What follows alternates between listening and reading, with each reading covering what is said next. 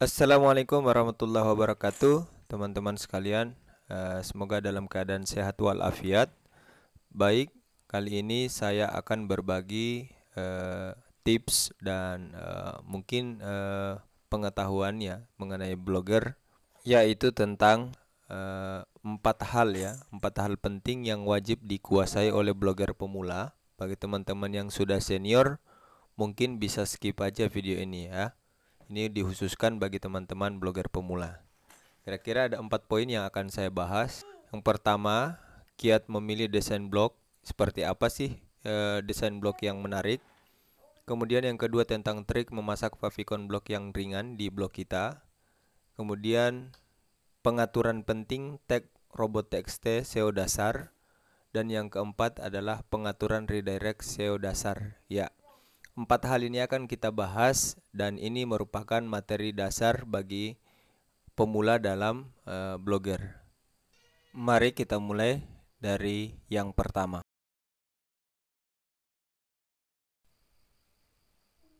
Untuk memilih desain blog kita harus memahami dulu beberapa tampilan dari desain blog. Tampilan yang pertama yang teman-teman lihat saksikan ini tampilan personal blog, akan tetapi tidak hanya menguatkan brand personalnya, tetapi juga bercampur sedikit dengan konten-konten umum. Jadi antara branding diri dan konten yang diproduksi memang personal, tetapi juga memberikan konten yang beragam, tidak melulu bercerita tentang pribadinya ya. Ini yang personal. Kemudian ada desain blog yang style magazine ya. Style magazine ini dia lebih mengedepankan konten berita dan tampilannya lebih atraktif ya. Tampilannya itu biasanya menggunakan slider ya atau slide ya yang bergeser seperti ini yang teman-teman saksikan. Kemudian tampilannya grid ya. Ini khusus untuk tipe blog yang berita ya. Kemudian ada tipe atau style blog yang portofolio. Ini memang personal pada intinya ya. Tetapi konten-konten di dalamnya itu lebih cenderung membangun personality ya. Kontennya memang citra diri yang lebih diutamakan dalam konten-kontennya ketimbang menulis artikel yang umum. Ya, kalau personal yang saya sudah jelaskan tadi itu memang personal tapi masih ada konten-konten umum. Tapi khusus untuk portofolio biasanya itu yang dibangun adalah konten-konten tentang personality ya, tentang dirinya ya. Biasanya cerita kesehariannya, aktivitasnya dan sebagainya itu lebih ke personal dirinya ya, prestasinya dan lain sebagainya.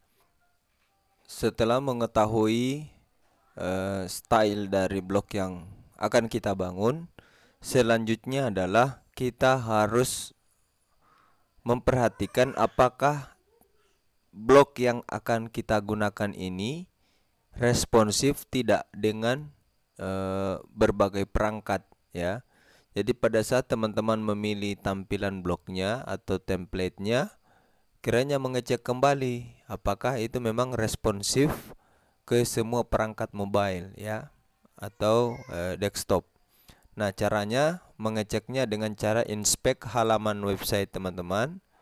Kalau pengguna Google Chrome juga bisa menggunakan fitur inspect, klik kanan, kemudian di inspect. Ini akan memunculkan tipe berbagai device atau perangkat ya. Di sini kita akan lihat apakah memang tampilan blog kita itu menyesuaikan atau tidak ya. Ini salah satu contoh punya saya. Pada saat diakses di perangkat ini mobile, maka tampilannya akan menyesuaikan. Ini preview dari mobile phone ya, yang ukuran 400 pixel layarnya ya. Jadi cukup responsif ya, karena tidak rusak tampilannya ketika diperkecil. Nah, ini penting. Nanti ini berkaitan dengan kenyamanan pembaca ketika mereka berkunjung di blog kita menggunakan handphone. Kita memastikan bahwa website kita atau blog kita itu nyaman dibaca pada saat diakses di berbagai device, ya. Ini penting, ini yang harus diperhatikan.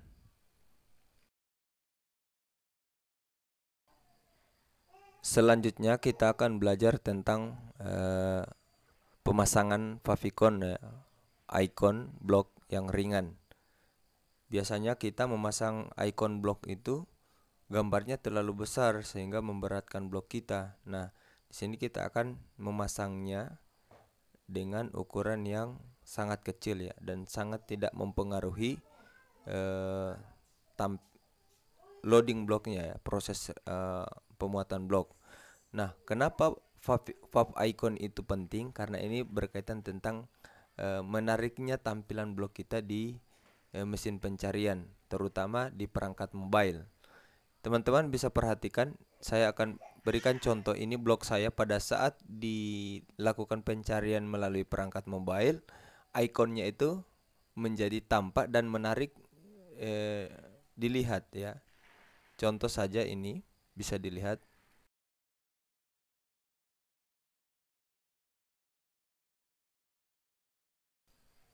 Inilah tampilan dari hasil mesin pencari untuk perangkat mobile, ya. Icon blog itu akan muncul di mesin pencarian.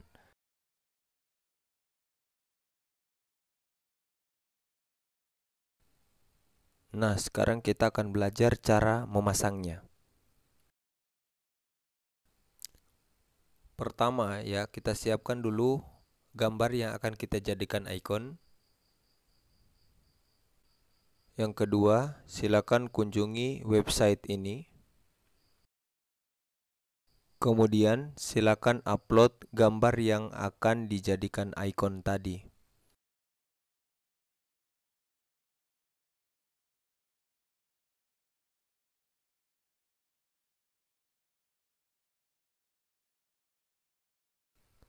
Setelah itu, kita create fav icon yang ada di tengah-tengah. Selanjutnya silakan download icon yang sudah dibuat.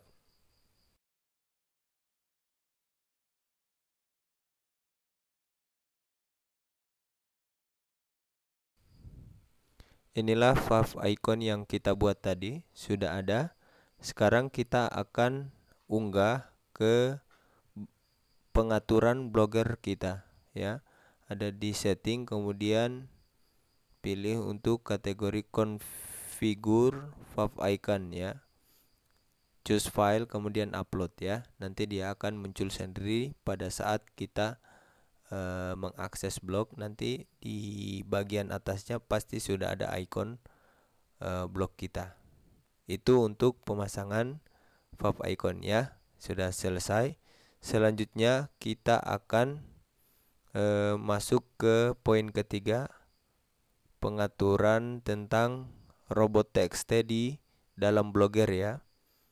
Oke, mari kita lanjutkan. Untuk mengatur robot txt, silakan masuk ke beranda blogger kita, kemudian pilih settings, ya. Kemudian kita cari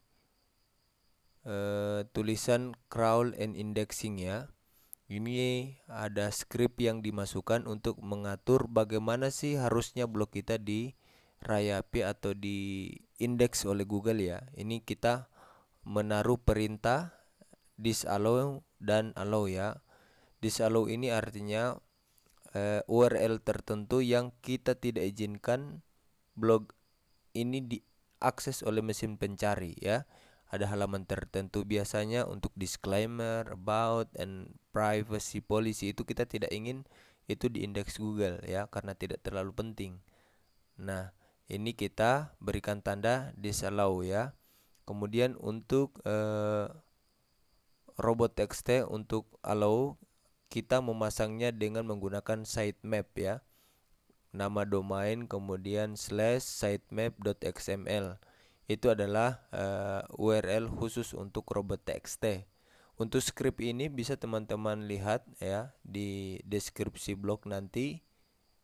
Scriptnya bisa di copy kemudian diganti dengan nama domain teman-teman sekalian.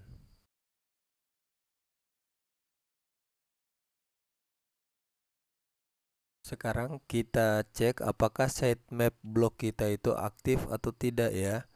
Ini kita buka misalnya contoh blog saya 1000pena.com/sitemap.xml ya. Ini akan memberikan akses kepada mesin pencari untuk membaca URL, tanggal posting dan terakhir update. Jadi semua memudahkan mesin pencari untuk melakukan indexing terhadap blog kita. Itulah manfaatnya sitemap ya. Kenapakah harus kita memasangnya di blog masing-masing?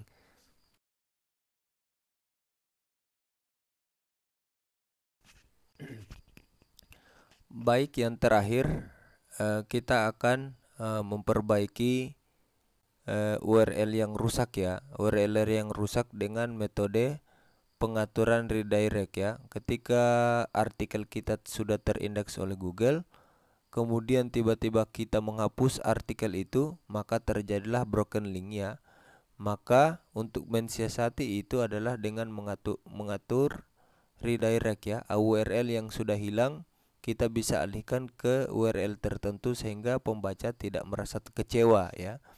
Boleh untuk pengaturan dibuat ke beranda atau ke URL baru artikel terbaru ya. Semua tergantung pilihan. Namun saya untuk settingan blog saya menggunakan settingan script ya. Script untuk semua halaman URL yang rusak diarahkan ke beranda utama halaman blog ya. Ini untuk scriptnya teman-teman bisa download ya. Bisa download banyak kok di internet atau bisa juga mendownload di blog saya ya. Oke, saya kira itu saja untuk sesi sharing saya. Hal-hal penting untuk blogger pemula. Semoga bermanfaat dan jika ada pertanyaan mungkin bisa kita lanjutkan diskusi pada fitur komentar atau bisa juga chat langsung kepada saya. Oke, terima kasih. Assalamualaikum warahmatullahi wabarakatuh.